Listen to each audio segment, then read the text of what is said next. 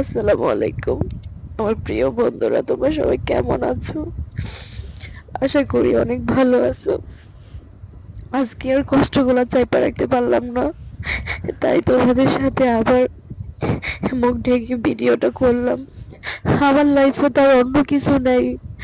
আমি তো সারাদিন নিজেকে নিয়ে ব্যস্ত থাকি। বাস একটু মাত্র আমি কোনো ফেসবুক কিছুই চালাই না, শুধু এই ইউটিউবটা চালাই। কে আমার ভিডিও দেখো না দেখো আমি সেটাও জানি না। তো আমার ভিডিওর থেকে আমার দূরে রাখতে চায়, যাতে আমি দম আটকে মরে যাই। যখন কাছের মানুষগুলোর কাছ থেকে কষ্ট পাও, তখন মনে হয় যে পৃথিবীটা শূন্য। এই পৃথিবীতে আর বেঁচে থাকতে ইচ্ছে করে না, এত কষ্ট লাগে। তো আজকে না কষ্টগুলো আর সহ্য করতে পারলাম না, তাই তোমাদের সাথে ভিডিওটা করতে আসলাম। ভালো লাগে না, এত কষ্ট আর সহ্য করতে পারি না। পৃথিবীতে যারা সব থেকে বেশি ভালোবাসি, সে তার থেকেই যখন কষ্টগুলো পাই, তখন মনে হয় যে মরে যাই, এই পৃথিবীতে আর থাকতে ইচ্ছা করে না। আমি আমি সৎ পথে চলতে চেষ্টা করি, ভালো পথে চলতে চেষ্টা করি। আমি অন্য অন্য মহিলাদের মতো কোনো খারাপ পথে চাই না। নিজের একটা সন্তান নাই, নিজের কেউ নাই, তারপরে ছোটর দিকে এই 13 বছর বয়সের থেকে এই পর্যন্ত মান সম্মান ইজ্জত নিয়ে বেঁচে আছি, যাতে কেউ আমার ইজ্জতের দিকে হাত বাড়াইতে না পারে, কেউ আমার একটা বাজে কথা বলতে না পারে। আমি ওইটাই চিন্তা করে দুনিয়া করি, ওই চিন্তা করে শ্বশুর বাড়িতে থাকি। কার জন্য থাকি?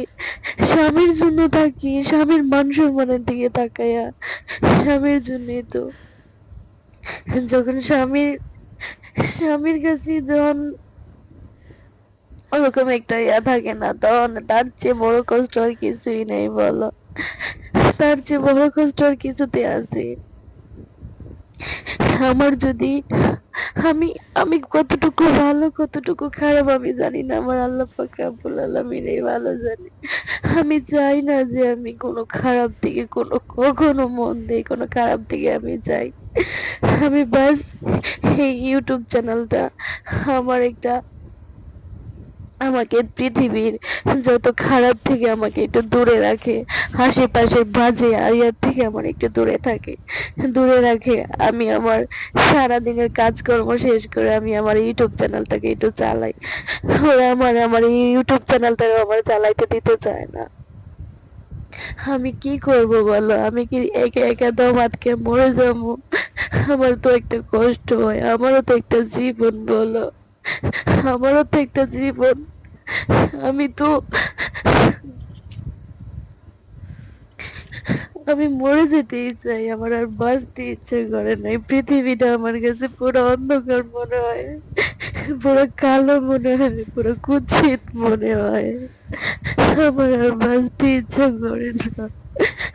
আমার আমার বাচ্চার, প্রত্যেকটা মেয়ের বাচ্চার একটা মাত্র আশা থাকে তার সন্তান। আমার লাইফে তো আমার সন্তানই নেই। আমি চাই যে আমার স্বামীরে নিয়ে একটু শান্তিতে থাকতে, একটু ভালো থাকতে, কিন্তু আমি সেটাও পারি না তারে নিয়ে ভালো থাকতে। সে কখনো আমার মনে বুঝে না, আমার মায় আমার মহাব্বতে বোঝে না কোনোদিন। তো আমি এত কষ্ট কেন পাই বলো? আমি এত কষ্ট কেন পাই? আমার যদি অন্যদিকে কোনো, আমার আল্লাহ কেন অন্যদিকে কোনো মন দেয় না?